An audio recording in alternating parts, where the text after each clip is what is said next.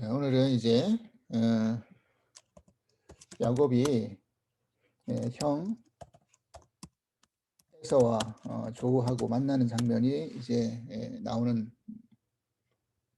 내용, 고향 땅으로 돌아와서 좋아하는 장면, 창세기 33장 그리고 시간이 허락하면 34장까지 오늘 같이 말씀을 좀 나눠보도록 하겠습니다. 내용을 가지고요. 자, 우선 이제 바담 그 아람에서 이제 야곱이 고향 땅으로 돌아왔죠. 그런데 이제 거기에서 이제 약복강에서 하나님과 씨름하면서 하나님께 축복을 얻으려고 이렇게 애썼죠. 그래서 실제로 야곱은 거기에서 하나님으로부터 이름이 이스라엘로 바뀌었다라고 이제 지난 시간에 말씀을 드렸어요. 그래서 그에게 하나님이 주신 축복이 뭔가 보니까 일단은 평강의 축복을 허락하셨어요. 평강의 축복. 그러니까 평강의 축복이라는 걸 가만히 생각해 보면요, 우리가 언제 평강합니까? 어떻게 평강해질 수 있습니까? 사실 이 평강이라는 것은 언제 평강이 오느냐면 내가 뭘 많이 가져서 또 어떤 남부러울 게 없어서 그때 평강한 게 아니라 나보다 크신 이를 의지할 때, 그래서 모든 문제와 또 고민과 갈등 이런 것들을 나보다 크신 크신 분에게 의지하고 맡기면 우리는 평강이 찾아옵니다. 그러니까 그냥 맡긴다라는 것은 그냥 내버려 둔다는 게 아니라 그 나보다 크신 분께서 이 모든 것들을 해결해 주실 수 있어라고 우리가 믿는 거죠. 맡기고 믿는 거죠. 맡기고 믿을 때 우리는 평강의 축복이 찾아온다는 것입니다. 그러니까 지금 야곱이 할 수 있는 것은 아무것도 없었어요. 그러니까 그때 야곱을 통해서 하나님 앞에 맡길 수밖에 없는, 하나님을 의지할 수밖에 없는, 믿을 수밖에 없는 그런 어떤 상황에 이르렀지요. 거기에 하나님이 그 문제 속에서 하나님이 그 야곱에게 평강의 축복을 주신 거죠. 하나님 앞에 맡겨야 된다는 것을 알았기 때문에요. 그리고 약복이라는 뜻이 지난번 약복강이라는 이름의 의미가 비운다, 버린다, 쏟아붓다 이런 의미라 그랬잖아요. 그러니까 이 약복을 통해서 야곱이 지금 뭐 한 겁니까? 자기를 비운 거죠. 그래서 두 번째 축복이 뭐냐면 쓰임받는 축복을 누렸어요. 야곱이 쓰임받는 축복. 그 성경에 보면 디모데후서에 그릇에 대한 비유가 나잖아요. 어떤 그릇이 쓰임받는 그릇이냐? 그릇을 깨끗하게 비우면 쓰임받는 그릇이 되죠. 깨끗하게 비우면 쓰임받는 그릇이 되는데 한번 생각해 보세요. 그릇이 그 안에 뭐가 가득 차 있으면요, 거기에 뭐 새로운 것을 담을 수 있습니까? 새로운 것을 담을 수가 없죠. 그릇 안에. 반드시 어떤 그릇이든 간에 그릇이 비워야지만이 뭘 새로운 것을 담을 수 있잖아요. 마찬가지입니다. 하나님의 축복을 담을 수 있는 것은 내가 비울 때, 쏟아 부을 때 담을 수 있어요. 내가 뭔가를 붙들고 있어요. 내 오른손에 뭘 붙들고 있는데 그것을 붙들고 있는 손을 내가 놓지 않으면 다른 것을 붙들 수가 없잖아요. 내가 하나님을 붙들어야 돼요. 근데 나는 이미 다른 것을 붙들고 있어. 그러면 우리는 하나님을 붙들 수 없단 말이에요. 내가 붙들고 있는 손을 놓아야지만이 그 놓은 손으로 다른 것을 붙들 수 있단 말입니다. 이것이 원리고 법칙이죠. 인생의 원리고 법칙이죠. 마찬가지입니다. 그래서 우리가 어떻게 하나님 앞에 쓰임 받을 수 있느냐? 내가 비워질 때, 깨끗하게 비워질 때 하나님 앞에 쓰임 받을 수 있다는 것. 하나님은 지금 야곱을 통해서 쓰임 받는 축복, 야곱이 쓰임 받을 하나님의 자녀로, 백성으로 또 민족을 이루는 그런 과정 속에서 하나님의 그런 사람으로서 쓰여지게 하기 위한 그런 비우는 과정을 지금 상황 속에서 계속 만들어 가시는 것을 알 수가 있는 것이죠. 그래서 쓰임 받는 축복을 받은 것이죠. 그리고 또 세 번째, 창대케 되는 축복을 누렸어요. 창대케 되는 축복을. 그죠? 그래서 야곱의 이름을 이스라엘이라고 바꿔주셨다고 했어요. 이스라엘. 그가 결국 민족을 이루는 이스라엘이 되었잖아요. 12지파, 민족의 12지파를 이루는 이스라엘이 결국 됐죠. 이스라엘이 결국 뭡니까? 하나님이 다스리신다. 하나님이 다스리신다. 하나님과 겨루어 이겼다. 이런 의미도 있다고 했지만 하나님이 다스리신다. 그렇게 되었어요. 그래서 지렁이 같은 야곱이 이스라엘의 또 다른 의미 왕자 같은 그런 야곱이 된 것이죠. 그래서 그런 창백해 되는 축복을 누렸어요. 그리고 마지막으로 문제 해결의 축복을 받았어요. 문제 해결의 축복, 그죠? 이제 그 문제 해결의 축복이 어떤 문제를 해결하는 축복입니까? 바로 에서에 관한 문제. 에서가 두렵고 에서가 여전히 큰 산이고 에서를 넘어서지 못하면 자기가 다시 이 고향 땅에서 정착할 수 없는 이 에서를 반드시 넘어가야 될 문제잖아요. 그런데 이제 오늘 33장에서 나오겠지만 에서와 화해를 하죠. 그래서 그 문제를 이제 넘어가는 겁니다. 그죠? 자, 그러면 이제 오늘 그 에서와 화해하는 장면 33장에 들어오겠습니다. 자, 이제 그가 한돛뼈를 하나님이 치셔가지고 위골이 돼가지고 이제 절름발이가 됐죠. 그래서 그는 어떤 인생이 이제 된 겁니까? 지팡이를 의지할 수밖에 없는 인생. 그건 상징적이라 그랬죠. 몸의 표식이라 그랬죠. 흔적이라 그랬죠. 그래서 결국 지팡이를 의지할 수밖에 없는 인생이라는 것은 그가 쩔뚝쩔뚝거리면서 내 인생은 하나님을 의지할 수밖에 없는, 하나님을 붙들 수밖에 없는, 붙들려서 살 수밖에 없는 인생이다라는 것을 깨닫게 되는 그런 흔적이 계속 살면서 반복이 되는 것이죠. 자, 그래서 이스라엘 이름까지도 바꿔졌는데 33장에 들어와서 눈을 들어보니까 우리가 그런 거잖아요. 하나님의 축복도 받았고 은혜도 받았고 이거 알겠어요.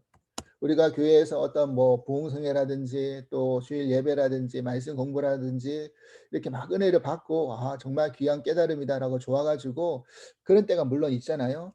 그런데 우리가 집에 가보면 우리의 환경, 회사에 돌아가면 가정에 돌아가 보면 환경은 변화되지 않아요. 환경은 변화가 있지 않단 말이죠. 그거 우리가 느끼잖아요. 그러면 어떻습니까? 그 받은 은혜를 까먹기 십상이란 말이죠. 그 엘리야가 그 850명의 그런 우상의 선지자들과 바알 가살의 선지자가 싸워서 이겼어요. 승리했잖아요. 그런데 여전히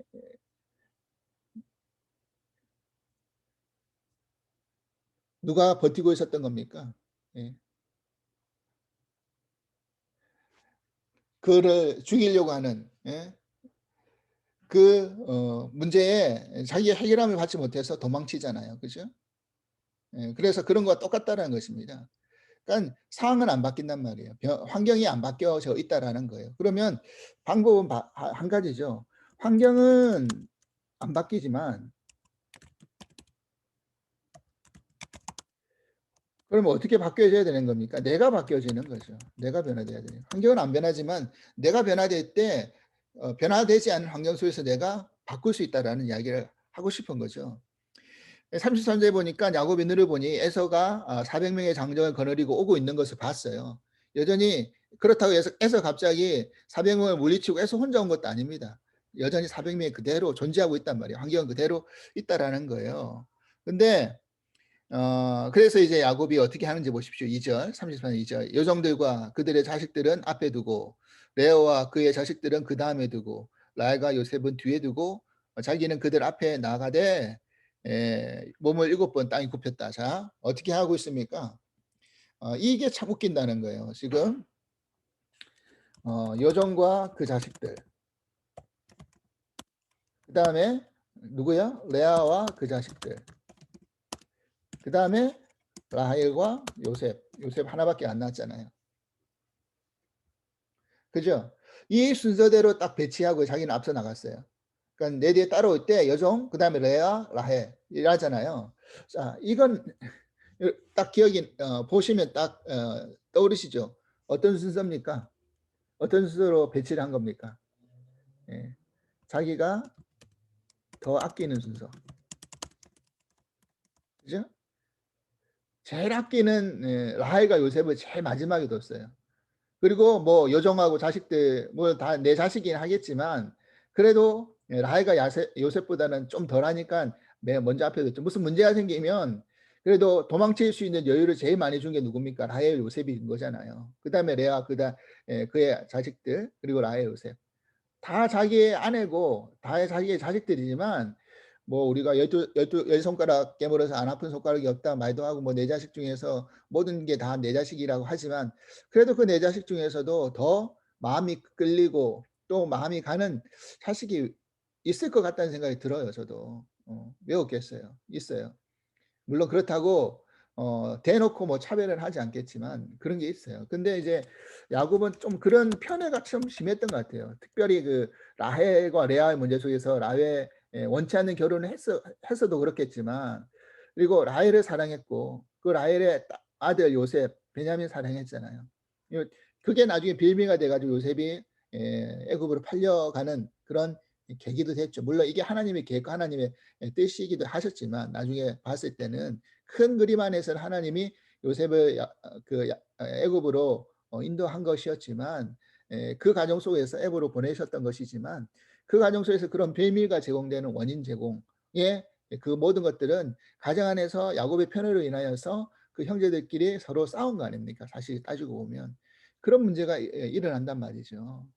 그래서 이런 문제 지난 시간에 말씀드렸지만 이스라엘이라는 이름으로 바뀌었어요. 근데 이스라엘이 그냥 우리가 이스라엘이 되지 않잖아요. 하나님은 지난 시간에 보면 너를 이스라엘이라고 하고 다시는 야곱이라고 하지 말라라고 그렇게 이야기했는데 야곱이라고 부를 것이 아니요 이스라엘이라 부를 것이다라고 했는데 다시 야곱으로 돌아와 있다는 이야기 지금. 돌아와서 한다는 그게 뭡니까? 뭐예요? 여전히 자기가 아끼는 순서대로 인간적인 방법대로 그렇게 딱 자기 거를 여전히 안 바꾸는 모습은 그대로라는 거예요. 그러니까 이게 사람이 180도로 하루아침에 바뀌지는 않는다는 것을 우리는 여기서 알 수 있는 거죠. 하나님 은혜도 받았고요. 싸워 가지고 응답도 받았고요. 여러 가지 다 받았지만 안 변하는 부분이 있다는 거예요. 근데 이제 저는 그런 것 같아요. 죽을 때까지 안 변한다 이건 아닌 것 같아요.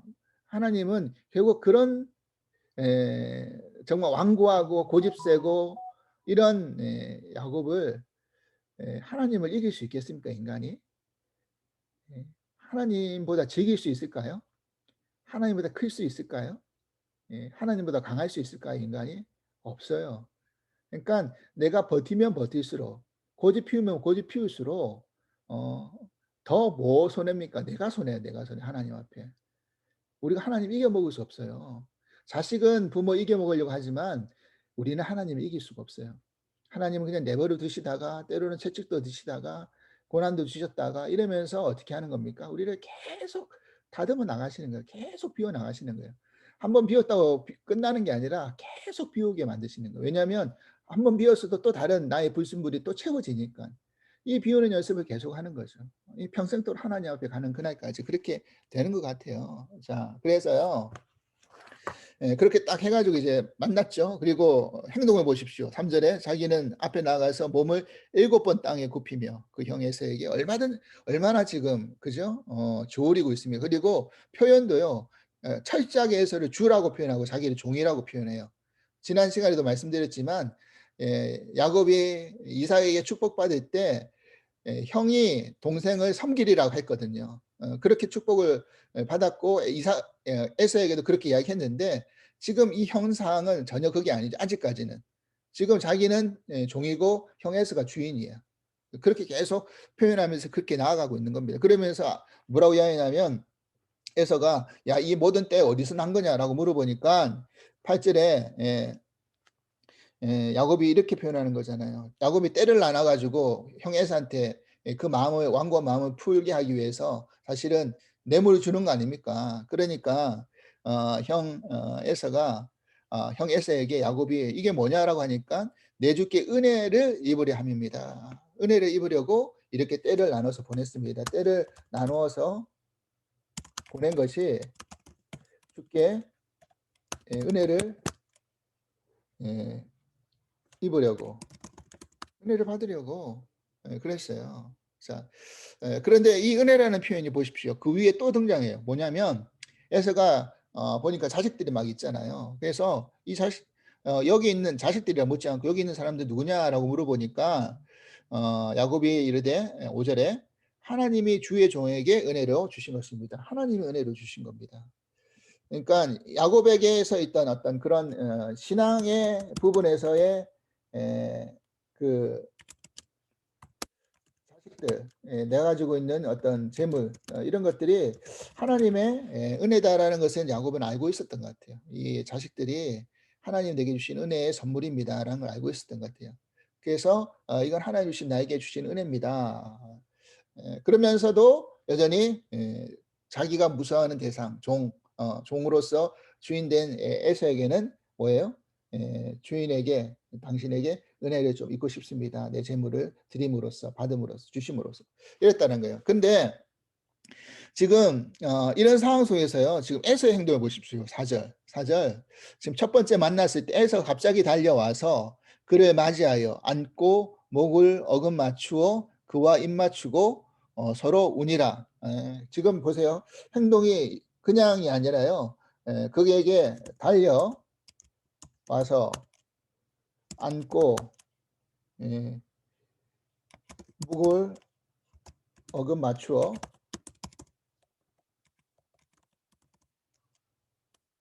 입 맞추고 그다음에 울다 울었다 그랬죠? 자, 이 일련의 행동을 보십시오. 이거는요. 어떤 겁니까? 만약에 에서가 여전히 야곱을 미워하고 원수의 감정을 가지고 나타나기만 해 봐라. 내가 너를 가만 안 두나라고 했을 때 그런 감정으로 만약에 야곱을 만났다고 한다면 어떻게 돼야 되는 겁니까? 이런 행동이 나오지 않겠죠. 달려가서 안고 목에 어금 맞추고 입 맞추고 울리지는 않을 거란 말이에요. 자, 이 상황은요. 이미 어떤 상황입니까? 이 가정 안에서 벌어진 상황을 보십시오. 리브가는 이미 이 세상에 없어요. 하나님 부르심을 이미 받았죠. 그리고 늙은 아버지 이삭만 있어요. 그리고 아버지는 거부였잖아요. 이삭이 거부였어요. 아버지가 가지고 있는 모든 재산 누가 관리합니까? 에서가 이제 관리할 수밖에 없죠. 그러니까 장정 400명이나 거느리고 나올 정도로 큰 규모의 재산을 이미 에서는 가지고 누리고 있었단 말이에요. 그러니까 따지고 보면 야곱이 장자권의 축복을 받고 기도받고 갔는데 보니까 멀리서 오는 야곱의 모습을 보니까 어떤 모습입니까 지금? 쩔뚝쩔뚝 물론 가지고 있는 것은 좀 있었다고는 하지만 발은 쩔뚝쩔뚝 걸어오고 있고 몰골이 말이 아닌 거죠 사실은. 얼마나 초췌했겠습니까? 밤새도록 천사를 씨름하고 아마 몰골이 말도 아니었을 거예요. 그리고 모습은 정상적인 모습이 아니고 쩔뚝쩔뚝 걸어오고 있고 그죠? 이런 모습을 보니까 에서가 사실은 긍휼한 마음을 가졌던 것 같아요. 잠언 21장 잠언 21장 1절 말씀을 보십시오. 잠언 21장 1절 말씀. 잠언 21장 1절 보시면 잠언 21장 1절에 이렇게 되어 있어요. 왕의 마음이 여호와의 손에 있음이 마치 본물과 같아서 그가 임의로 인도하시느니라 이랬어요. 자, 뭐라 그랬느냐면요. 왕의 마음이 어디에 있다? 여호와의 손에 달려 있다라는 거예요. 그러니까 이 말을 통해서 우리는 알 수 있는 거, 이 말씀 통해서 우리가 알 수 있는 게 뭡니까? 인간의 마음. 왕이라는 마음은 최고로 높은 위치에 있는 사람의 마음이라는 거잖아요. 그거는 누구 하나 그 마음을 바꿀 수 있는 사람이 없어요. 본인이 바꾸지 않은 이상은. 그죠? 신하든 누구 밑에 있는 종연불이든 만약에 내가 노예라고 한다면 종이라는 신분이라고 한다면 주인이 너 바꿔 그러면 바꿀 수밖에 없어요. 내가 약한 존재이기 때문에.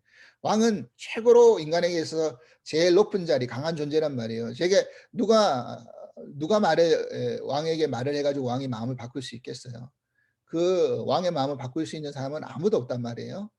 그런데 누가 여호와의 손이 그의 왕의 마음을 붙들고 있다라는 거잖아요.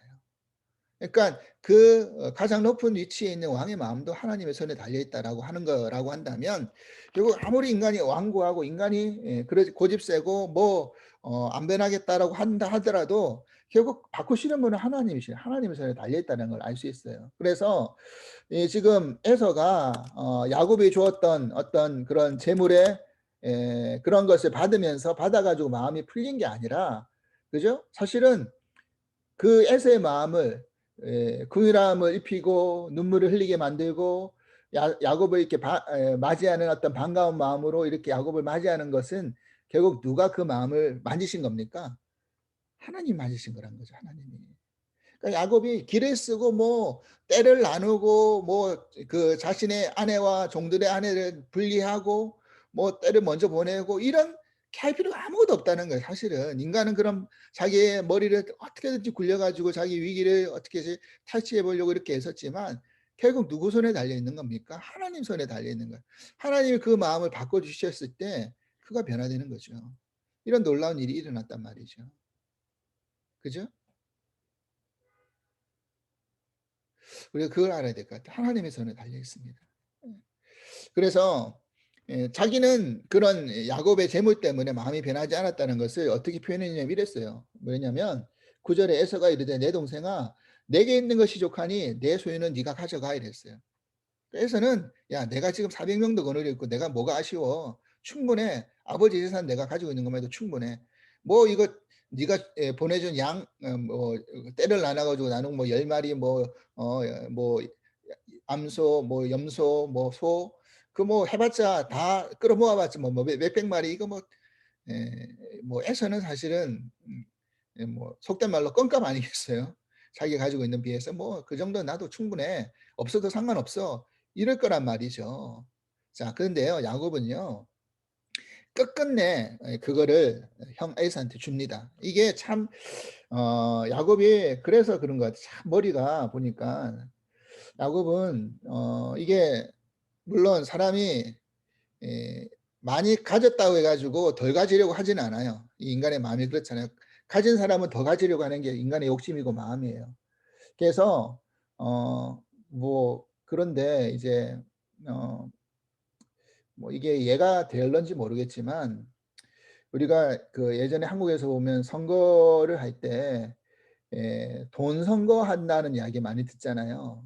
그래서 돈을 받은 사람이 이렇게 이야기해요. "뭐 받고 내가 그 사람 안 찍으면 되지." 하는데 인간의 마음이 안 그렇대요. 일단 받게 되면 아무리 적은 거라 할지라도 마음이 간답니다. 가게 돼 있대요. 먼저 갑니다. 거기에 마음이 쓰인다는 거예요. 그죠? 내가 받은 거를 그냥 꿀꺽 인간이 뭐 진짜 앙심을 가지고 제가 그 사람 것을 빼앗으려고 하는 게 아니라 그 사람이 정말 감사하든 뭐든 하는 간에 뭔가를 적은 정성이라도 주잖아요. 그러면 마음이 가는 게 인지상정인 거예요, 인간의 마음이. 그러니까 야곱은 그걸 안 거예요. 라반과 어떤 그런 걸 겪으면서 그런 여러 가지 상황을 통해서 사실은 세상 경험을 한 거죠, 야곱이. 그러면서 에서는 안 받겠다고 했지만 야곱은 끝끝내 좀 받으십시오 하고 강권합니다. 자 그래서요. 이 11절 보니까 하나님 내게 은혜를 베푸셨고 내 소유도 족합니다. 지금 아까도 말했잖아요. 은혜 하나님이 주신 은혜 때문에 내 자녀도 생겼고 이 재물도 하나님 주신 은혜 때문에 받았습니다라고 지금 야곱은 거기까지 신앙이 자라났다고 드렸어요. 예, 청하건대 내가 형님께 드리는 예물을 받으셔서 그에게 강권하니까 그제서야 에서가 받았어요. 그러니까 지금 야곱은 어떤 마음입니까? 그래도 이거 형 에서가 받아가야지만이 마음이 놓인다는 거예요.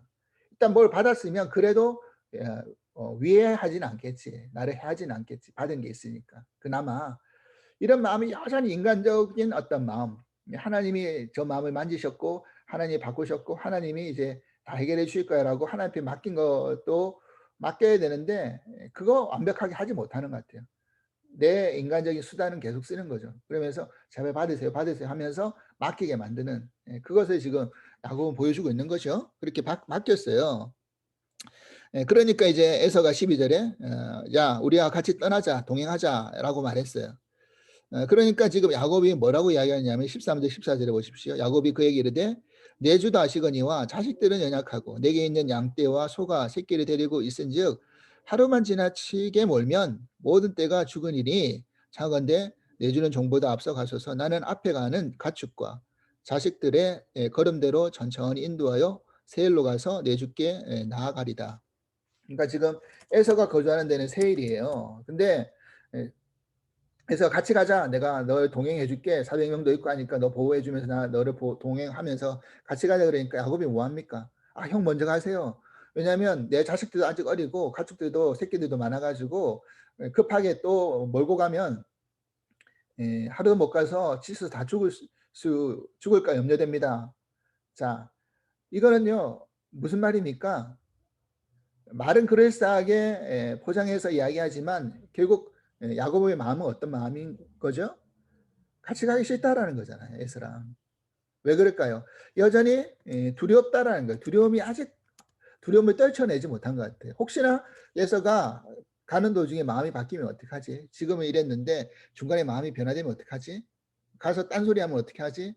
다 가가지고 자기 고향 땅 세일로 가가지고 자기 거 다 빼앗아가면 어떻게 하지? 막 이런 어떤 복합적인 마음을 여전히 야곱은 가지고 있었던 것 같아요. 에서에 대한 두려움. 그래서 에서를 먼저 보냈어요. 세일로 가겠다고 했지만 야곱이 그 다음날 세일로 갔어요? 안 갔어요. 어디로 갔습니까? 숫곳이라는 곳에 가서 집을 지었고요. 가축을 위해서 우릿간을 지었어요. 그 다음에 야곱이 정착한 데가 어디입니까? 야곱이 그 다음에 간 곳이 바로 세겜이에요. 세겜 땅이죠. 세겜 성읍에 이르러 그 성읍 앞에서 장막을 쳤어요. 그죠? 자, 그 다음에 장막을 치고 19절 보니까 그 장막을 친 밭을 세겜의 아버지 하몰의 아들들의 손에서 샀어요. 자, 장막을 치고 밭을 샀어요. 그러면 이건 어떤 의미가 되는 겁니까? 장막을 치고 밭을 샀다라는 의미는 그 행동 속에서 뭐가 내포되어 있는 거죠? 뭐예요? 내가 거기에 안주하겠다. 정착하겠다. 이런 의미가 되잖아요, 지금. 그죠? 물론 세일에게도 가지 않았지만 야곱은 지금 사실은 하나님이 원래 어디로 가라고 했습니까? 어디로 돌아오라고 했습니까? 베델로 돌아가라, 베델로. 이거 베델로 와라. 이렇게 말씀하셨잖아요. 근데 지금 야곱이 가야 될 곳은 하나님의 집이었는데 이 베델에서 야곱이 뭘 서야겠습니까? 내가 하나님을 섬기겠습니다. 하나님의 집을 짓겠습니다. 그 다음에 내가 11조를 드리겠습니다. 이게 야곱의 소원이었어요. 근데 어떻게 했습니까? 하나님을 섬기겠다고 하는 것은 정작 형 에사한테 주인이라고 이야기하고 있고요. 하나님의 집을 짓기는커녕 자기 집만 짓고 밭만 사고 있죠. 그죠? 소득의 11조를 드렸는지 안 드렸는지 그 성경에 그 다음에는 기록이 없어요. 그죠? 이랬다라는 거죠. 이런 거예요. 자, 그래서 이 세겜이란 땅에 지금 정착을 했는데 이 세겜이란 땅이 어떤 땅이었습니까? 사실은 세겜이라는 지역은요, 그 당시에 굉장히 화려했던 지역이에요. 세겜이라는 곳이. 굉장히 화려하고 문명적으로 발달된 곳이었습니다. 그죠? 굉장히 번창한 도시였다고. 그러니까 이 세겜이라는 곳도 세속을 상징하는 그런 도시였어요. 왜냐면요, 여기에서 어떤 사건이 생깁니까? 딸 디나가요. 그죠? 거기서 몹쓸 일을 당하잖아요. 근데 딸 디나가 그 34장 1절에 보니까 레아가 야곱에게 낳은 딸 디나가 그 땅의 딸들을 보러 나갔어요. 그 땅의 딸들을 보러 나갔다. 왜 이런 표현을 썼을까요? 그 땅의 딸들을, 세겜 땅의 딸들을 보러 나갔다라는 이야기는 결국 무슨 이야기입니까? 세겜에 딱 와보니까 어떤 거예요? 마치 우리가 한국으로 비유하자면 저 시골 출신이 한국의 저 압구정동 강남에 가니까 눈이 휘둥그레지는 거잖아요. 그 애들이 보니까 전부 다 얼굴은 다 성형해가지고 이쁘게 돼 있고 화장도 잘하고 있고 옷도 번들나게 완전 패셔너블하게 보도 못한 아주 화려하고 빛깔나는 옷 입고 있고 신기한 거죠. 그러니까 그 땅의 딸들을 보면서 그 화려한 옷들, 패션들, 장신구들 이런 거 보면서 마음이 혹 간 거예요. 그러니까 구경하러 나간 거예요. 구경하러 나간 거 디나가. 그러니까 그 세겜 땅이 얼마나 세속적으로 화려하고 또 번창한 도시였다는 것을 알 수 있잖아요. 예. 그 말은 결국 뭐예요? 이 세겜이란 그곳이 참 성경적으로 보면 그 도시의 이름의 의미가 뭐냐면요. 짐을 지고 일찍 떠나가다. 이런 의미가 있다는 것이에요. 짐을 지고 일찍 떠나가다라는 그런 의미가 있는 땅에 지금 뭐 하고 있는 겁니까? 장막 치고 밭 싸고 거기에 딱 정착하려고 마음을 먹고 있었던 거잖아요. 자, 그런데 거기에서 이제 디나가 어떻게 된 겁니까? 몹쓸 일을 당하고 말았죠. 자, 이게 참 뭐라 그럴까요? 그런 것 같아요. 여기서 우리가 뭐 어떤 것을 알 수 있냐면요. 어, 화장실에 들어갈 때 마음과 화장실 나올 때 마음이 다른 것처럼 우리가 문제 해결에 어려움이 있어요. 근데 일단 문제가 딱 해결되면요. 언제 그랬냐는 듯이 우리는 과거로 돌아갑니다. 우리의 본성으로 돌아가요. 그죠? 다시 세겜으로 돌아간단 말이에요. 우리가 안주하려고 편안하려고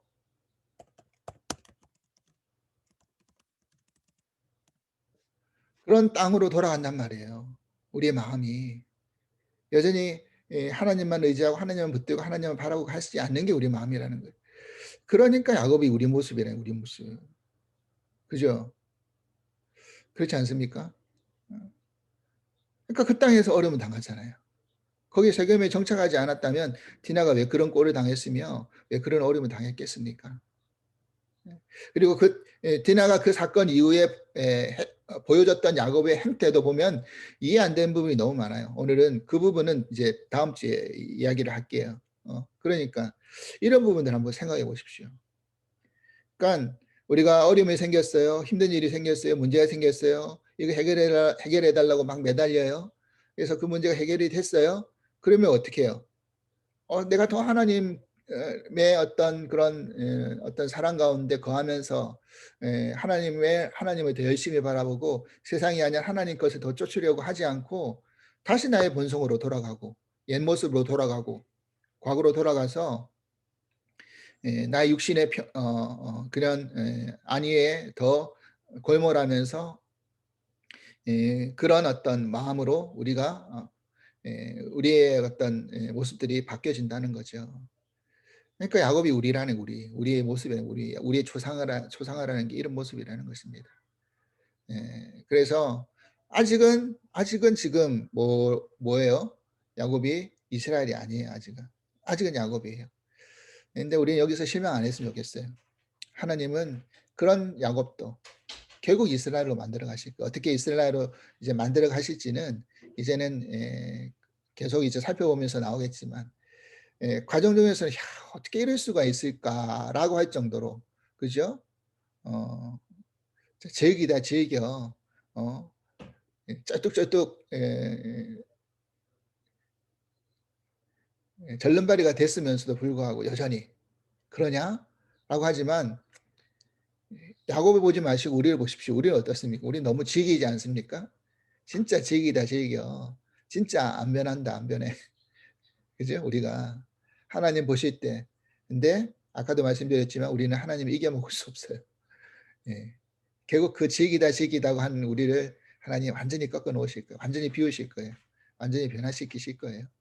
우리가 그걸 믿으면서 하나님이 이스라엘로 우리를 만드실 것이라는 것을 믿으면서 우리의 믿는 걸음의 모습들을 중단 없이 나아갈 수 있기를 기도하겠습니다. 오늘 기도합니다. 하나님 아버지 감사합니다. 오늘 야곱이 형 에서를 만나는 이 과정을 통해서 우리의 모습을 발견합니다. 하나님은 약복에서 새로운 축복을 주시며 이름을 이스라엘까지도 바꿔주셨지만 우리는 여전히 이스라엘이 아닌 다른 나의 옛 모습 야곱으로 살아갈 때가 아직은 많이 있다는 것을 깨닫게 됩니다. 야곱은 정말 그런 어떤 인간적인 모습을 끊임없이 보여주고 있지만 하나님은 그런 야곱을 예 결국에는 이스라엘로 만들어 가실 것이라는 것을 저희들은 알게 됩니다. 우리 또한 마찬가지입니다. 우리가 정말 옛자 옛모습 여전히 과거로 돌아가려고 하고 옛 본성으로 돌아가려고 하고 그것을 떨쳐버리지 못하는 우리들이지만 하나님이 결국 그런 우리를 크리스찬으로 만들어 가실 것을 또한 믿습니다. 오늘 그 믿음 안에서 우리가 야곱을 바라보게 하시고 우리가 또 그런 변화를 이루기 위해서 하나님을 더 의지하고 붙들고 나갈 수 있는 저희들 될 수 있도록 축복하여 주시옵소서. 감사하며 예수 그리스도 이름으로 기도합나이다. 아멘.